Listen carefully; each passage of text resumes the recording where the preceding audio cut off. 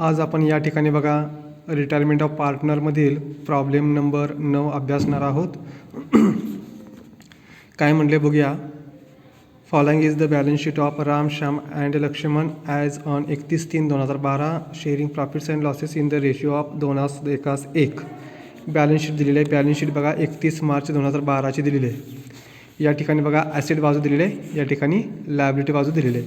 पुढे काय म्हणते बघा. ऑन 1 जुलै 2012 1 जुलै 2012 म्हणजे या ठिकाणी पुढं बघा Lakshman retired from the firm on the following condition.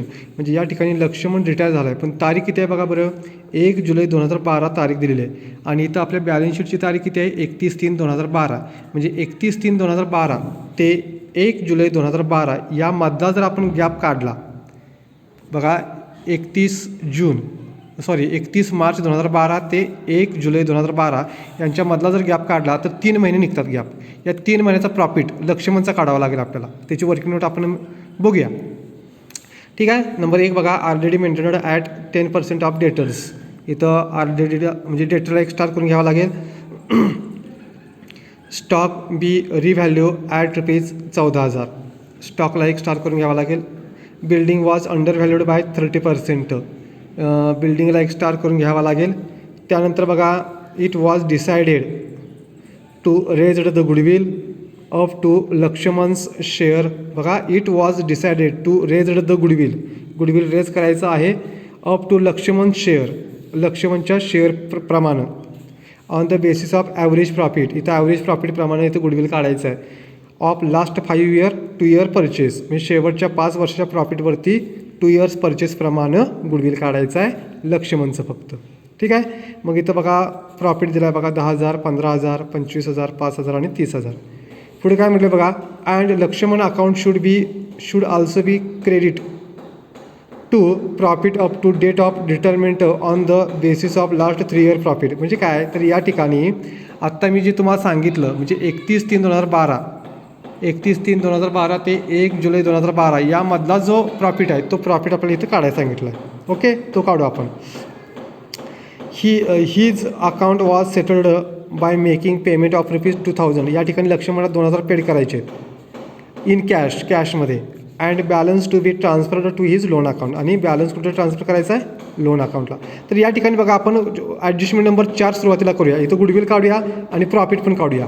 तर चला वर्किंग नोट बघूया आपण सुरुवातीला. या ठिकाणी बघा वर्किंग नोट म्हणले टोटल प्रॉफिट 10,000, 15,000, 25,000, 5,000 आणि 30,000. 5 वर्षाचा प्रॉफिट आपण एकत्र केला आला ₹85,000.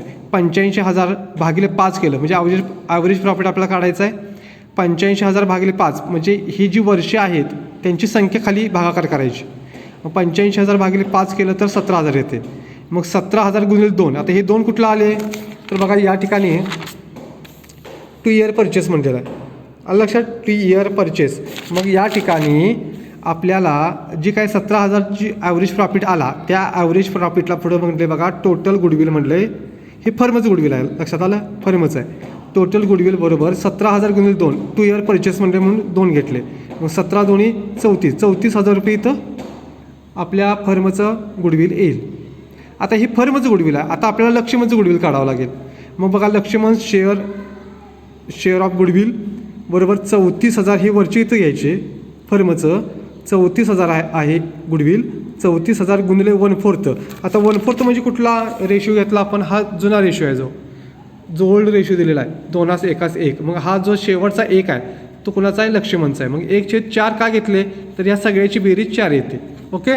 तर मग बघा या ठिकाणी आपण 34,000 गुणिले 1/4 घेतले तर या ठिकाणी भागाकार करून पुन्हा गुणाकार केला तर मग 8,500 येतात.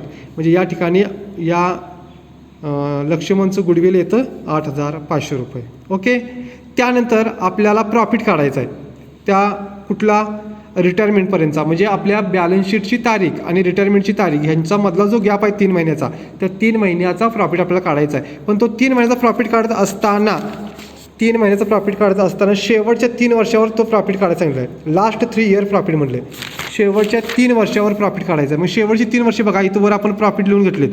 शेवटची 3 वर्षे म्हणजे 25,000, 5,000 आणि 30,000 रुपये ही एवढे फक्त उचलायची आणि ते खाली घ्यायचे. बघा टोटल प्रॉफिट 25,000, 5,000 आणि 30,000 तिघांची टोटल 60,000 रुपये. मग बघा ॲव्हरेज प्रॉफिट आपण काढला याचा 60,000 भागिले 3 वर्षे, बरोबर किती आलं 20,000 आलं. मग बघा 20,000 गुणिले 3/12. आता इथं 3/12 काय केलं तर 3 महिने लक्षात घ्या, 3 महिन्याचं आपल्याला प्रॉफिट काढायचं आहे. मग 20 profit up to date of retirement म्हणलेला आहे, रिटायरमेंटपर्यंतचा प्रॉफिट आपल्याला काढायचा. आता रिटायरमेंटपर्यंतचा म्हणजे काय, म्हणजे त्याच्या सर्व्हिसला म्हणजे तो आपल्या संस्थेमध्ये आल्यापासूनचा काढायचा नाही आहे, आपली बॅलन्स शीटची तारीख आणि त्याची रिटायरमेंटची तारीख ह्याच्यामधल्या महिन्यांचा प्रॉफिट काढायचा लक्षात घ्या. मग तिथं 3 महिने भरतात, मग 3/12 करायचं, 12 महिने आणि हा 3 त्याचा रिटायरमेंटचा पिरियड, कळलं. मग ह्यांचा गुणाकार भागाकार केला तर 5,000 येते. मग हे 5,000 टोटल प्रॉफिट आहे 3 महिन्याचा, पण कुणाचा आहे हा फर्मचा, लक्षात घ्या. जसं फर्मचं आपण गुडविल इथं 34,000 काढलं, तसंच इथं फर्मचा आपण 3 महिन्याचा प्रॉफिट काढला फर्मचा 5,000 रुपये. आता या 5,000मधला त्याचा काढायचा म्हणजे कुणाचा, लक्ष्मणचा. मग लक्ष्मण शेअर ऑफ प्रॉफिट बरोबर 5,000 गुणिले 1/4 1250 येते. ओके, आता हे काढून आपण ठेवूया तिथंच, नंतर आपण त्याचं पोस्टिंग करूया. आता एक एक सोडवायला सुरुवात करूया. चला मग डेटर घेऊन टाकूया 15,000 रुपये. या ठिकाणी बघा डेटर्स घेतले 15,000 रुपये बॅलन्स शीटला. आता बघा या ठिकाणी कुठले कुठले अकाउंट काढायचे आहेत, revaluation account, partners capital account, bank account, त्यानंतर दुसऱ्या पानावरती goodwill account, Lakshman loan account आणि न्यू बॅलन्स शीट. तर बघा सन्ड्री क्रेडिटर्स ॲसेटला घेतलेत, सन्ड्री डेटर्स ॲसेटला घेतले 15,000 रुपये इनर कॉलममध्ये घेतले. त्यानंतर बघा पुढं plant and machinery, stock, building, furniture, computer, हे सगळ्या ॲसेट आपल्याला काय करावं लागतील, ॲसेटला घ्यावे लागतील. आता इथं बघा फक्त स्टॉक आणि बिल्डिंग इनरमध्ये घ्यायचं आहे. तर चला मग एक एक बघूया. मशिनरी बघा आउटरमध्ये घेतली, त्याला काय स्टार नाही आहे, आउटरला 22,000. स्टॉक इनरमध्ये घेतला 15,000 रुपये, त्याला स्टार आहे. बिल्डिंग पण इनरमध्ये घेतली 28,000 रुपये. फर्निचर आउटरला घेतले 11,000 रुपये. कॉम्प्युटर घेतले आउटरला 6,000 रुपये. ठीक आहे. त्यानंतर बघा बँक, कॉम्प्युटर 6,000 घेतलेले आहेत, बँक बघा 4,000 रुपये. तर बँक अकाउंटच्या डेबिट साईडला इथं आपण बँक अकाउंट काढलेला आहे, टू बॅलन्स ब्रॉड फॉरवर्ड 4,000 रुपये. त्यानंतर बघा इथं कॅपिटल घेतलेलं आहे, कॅपिटल तिघांचं घेऊन टाकायचं इथं. पार्टनर्स कॅपिटल अकाउंट क्रेडिट साईडला बाय बॅलन्स ब्रॉड फॉरवर्ड 20,000, 25,000 आणि 18,000 रुपये. त्यानंतर जनरल रिझर्व्ह 2:1 वाटायचा आहे बघा 5,000 हा. मग बघा या ठिकाणी बघा बाय जनरल रिझर्व्ह 2:1 वाटला. रामला 2 दिले म्हणजे 2,500, श्यामला 1 दिला 250, 1,250 आहे आणि लक्ष्मणला दिले 1,250 रुपये. ठीक आहे, रिझर्व्ह वाटला. त्यानंतर बघा सन्ड्री क्रेडिटर्स आणि बँक लोन दोन्ही पण उचलायचे आणि आहे तसे कुठे घ्यायचे, बॅलन्स शीटच्या लायबिलिटी साईडला. क्रेडिटर्स बघा 12,000 रुपये आणि बँक लोन 20,000 रुपये, बँक लोन 20,000 रुपये.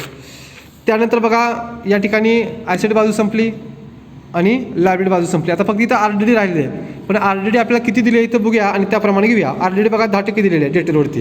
मग चला मग या ठिकाणी डेटरवरती 10% जर आपण काढली तर 1,500 येते. 15,000च्या 10% 1,500, आउटरला लेस करून 1,350. ओके, आता हे 1,500 कुठे घ्यायचे, 1,500 घ्यायचे नाहीत, लक्षात घ्या. रिव्हॅल्युएशन अकाउंट डेबिट आपल्याला घ्यावे लागतील, पण हे 1,500 न घेता काय करायचे, अगोदर RDD किती आहेत ते बघायचे.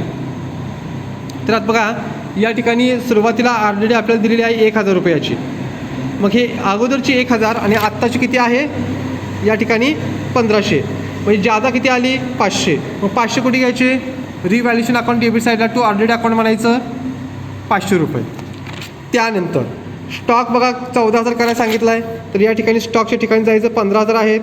14,000 करायचे असतील तर 1,000 वजा करायला लागतील. लेस डिक्रीजड 1,000, आउटरला 14,000 रुपये. ठीक आहे. आता 1,000 हे उचलायचे आणि कुठे घ्यायचे, ॲसेट कमी झाली, रिव्हॅल्युएशन अकाउंट डेबिट साईडला टू स्टॉक अकाउंट 1,000 रुपये. त्यानंतर पुढं बिल्डिंग वॉज अंडर व्हॅल्यूड म्हटले. आता बिल्डिंग वॉज म्हटले, वॉज म्हणजे भूतकाळ आला, म्हणजे भूतकाळ याचा अर्थ होता, होती. बिल्डिंग होती, किती होती 30%, अंडर व्हॅल्यूड कमी होती, 30% कमी होती. मग मला सांगा या ठिकाणीची बिल्डिंगची किंमत दिली 28,000 रुपये, ती 28,000 रुपयाची 70% असणार आहे. मग तुम्हाला वर्किंग नोट दाखवते मी. मग 70%ला 28,000, तर मग आपल्याला वर्किंग नोट करावं लागेल 28,000 गुणिले 100 भागिले 70. जर कॅल्क्युलेशन केलं तर इथं 40,000 येते. मग हे 40,000 जर आपल्याला 100% करायचे असेल तर या ठिकाणी ॲसेटला जावं लागेल आपल्याला. बिल्डिंगच्या आउटरला इथं 40,000 घ्यावे लागतील. मग इथं 12,000 रुपये ॲड करावं लागतील, म्हणजे इथं 100% येईल. म्हणून प्लस अंडर व्हॅल्युएशन म्हणायचं 12,000 रुपये. तर बघा अंडर व्हॅल्युएशन 12,000 रुपये, आउटरला 40,000 येतील. आता हे 12,000 रुपये वाढ झालेले आहे म्हणून second effect revaluation account credit साईडला 12,000 रुपये आपण घेतलेले आहेत. ठीक आहे. तर या ठिकाणी बघा बिल्डिंग झालेली आहे. आता याचं पोस्टिंग आपल्याला करूया, याचं पोस्टिंग. तर आता या ठिकाणी बघा मी तुम्हाला गुडविल काढलेलं आहे 8,500चं. तर याचा इफेक्ट कुठे होईल, या ठिकाणी एंट्री काय होणार आहे, गुडविल अकाउंट डेबिट. बघा goodwill account debit to Laxman's capital account credit म्हणून गुडविल अकाउंट डेबिट साईडला टू लक्ष्मन्स कॅपिटल अकाउंट 8,500 आणि कॅपिटल अकाउंट क्रेडिट साईडला बाय गुडविल अकाउंट म्हणायचं 8,500. आता बघा इथं गुडविल रेज केल्याची किंवा वाढवल्याची एंट्री झालेली आहे. आता त्यानंतर काय करायचं, जो आपण प्रॉफिट काढलेला आहे किती 1,250 रुपयाचा, त्याची 2 ठिकाणी पोस्टिंग करावं लागेल आपल्याला. एक बघा ॲसेट साईडला जावं लागेल. ॲसेट साईडला बघा जो प्रॉफिट आलेला आहे तो प्रॉफिट टाकायला लागेल आपल्याला. Profit and loss suspense account म्हणायचं. सस्पेन्स अकाउंट बघा इथे तुम्हाला दिसेल सस्पेन्स अकाउंट म्हणलेलं आहे. 1,250 ॲसेट साईडला घेऊन टाकायचे. आणि ह्याचा सेकंड इफेक्ट आपल्याला घ्यावा लागेल पार्टनर्स कॅपिटल अकाउंटच्या क्रेडिट साईडला. इथं by profit and loss suspense account म्हणायचं आणि 1,250 रुपये लक्ष्मीच्या कॉलममध्ये टाकायचे. बाकी काही करायचं नाही याचं. आलं सर्वांच्या लक्षात. त्यानंतर बघा या ठिकाणी 4थी ॲडजस्टमेंट झाली. 5वी ॲडजस्टमेंटमध्ये काय सांगितले 2,000 कॅशमध्ये दिलेत कुणाला, लक्ष्मणला. मग बघा या ठिकाणी लक्ष्मणला दिलेत तर एंट्री काय होणार, Laxman's capital account debit to cash account credit किंवा बँक अकाउंट क्रेडिट अशी एंट्री होईल. तर बँक अकाउंटची क्रेडिट साईडला बघा बाय लक्ष्मन्स कॅपिटल अकाउंट म्हणायचं इथं 2,000 आणि कॅपिटल अकाउंटच्या डेबिट साईडला टू कॅश अप्लिक बँक अकाउंट लक्ष्मणच्या कॉलममध्ये 2,000 रुपये. ठीक आहे. तर या ठिकाणी बघा सगळ्या पोस्टिंग सगळं झालेलं आहे. प्रॉब्लेम क्लोज केला. या रिव्हॅल्युएशन अकाउंटची क्रेडिट बाजू जास्त येते 12,000 डेबिटला 12,000 घेतले, त्यातून हे 5,000 आणि 1,000 वजा 500 आणि 1,000 वजा केली 10,500 आले. आता हे 10,500 हा प्रॉफिट आहे. मग हा प्रॉफिट कसा वाटायचा 2:1 मध्ये, त्यांचा जो जुना रेशो दिलेला आहे 2:1 त्या रेशो प्रमाणामध्ये आपल्याला या ठिकाणी हा प्रॉफिट वाटावा लागेल. तर मग या ठिकाणी तिघांना वाटले. ह्या तिघांचा जो प्रॉफिट आहे तो प्रॉफिट कुठे घ्यायचा, इथं पार्टनर्स कॅपिटल अकाउंट क्रेडिट साईडला नेहमीप्रमाणे बाय रिव्हॅल्युएशन अकाउंट तिघांची 3 प्रॉफिट लिहिली. इथं तिघांची 3 कॉलम क्लोज केले. 30 टोटल आपण डेबिटमध्ये घेतली आणि त्या डेबिटमध्ये घेतली आणि इथं 31,625 आले, 2,000 वजा केले 29,625 आले. मग हा जो बॅलन्स आहे हा बॅलन्स कुठे ट्रान्सफर करायला सांगितला आहे, लक्ष्मण लोन अकाउंटला. मग चला मग इथं टू लक्ष्मण लोन अकाउंट म्हटलं 29,625 हा बॅलन्स उचलला आणि लक्ष्मण लोन अकाउंटच्या क्रेडिट साईडला बाय लक्ष्मण कॅपिटल अकाउंट 29,625 घेतला. मग हा अकाउंट क्लोज करायचा 29,625 तोच बॅलन्स वरती घेतला 29,625 टू बॅलन्स कॅरी फॉरवर्ड 29,625. तो बॅलन्स कुठे घेतला, लायबिलिटी साईडला लक्ष्मण लोन अकाउंट म्हटलं 29,625. ओके. त्यानंतर बघा राम आणि श्याम ह्या दोघांची टोटल केली 30 टोटल डेबिटला घेतलेली आहे आणि 30 टोटल वरती घ्यायची. आणि हे जे आहे अमाऊंट आलेली आहे ती कॅपिटल लक्षात घ्या, ती कॅपिटल उचलायचं आणि इथं बॅलन्स शीटमध्ये टाकायचं आणि ते आउटला घ्यायचं. ओके. बँक अकाउंट क्लोज केला. बघा बँक अकाउंट क्लोज केल्यानंतर बघा इथं क्रेडिट साईडला बॅलन्स येतो 2,000 रुपयाचा. म्हणजे डेबिट 4,000 येते जास्त, तेच क्रेडिटला घेतले आणि वर 2,000 वजा केले, राहिले 2,000. हा बॅलन्स कुठे घेतला, ॲसेट साईडला बँक 2,000 रुपये म्हटलं. आता गुडविल अकाउंट पण क्लोज करायचा. डेबिटला 8,500चं पोस्टिंग केलं, तेच क्रेडिटला घ्यायचं, तेच या बाजूला बॅलन्स काढायचा. गुडविल अकाउंटला क्रेडिटला बॅलन्स आला 8,500चा, तो उचलायचा आणि ॲसेटला घ्यायचा. गुडविल 8,500. ठीक आहे. आता यानंतर बघा सगळे अकाउंट आपण क्लोज केलेत, बॅलन्स शीट टॅली केली तर आपण बघा 1,18,250 येते, 1,18,250.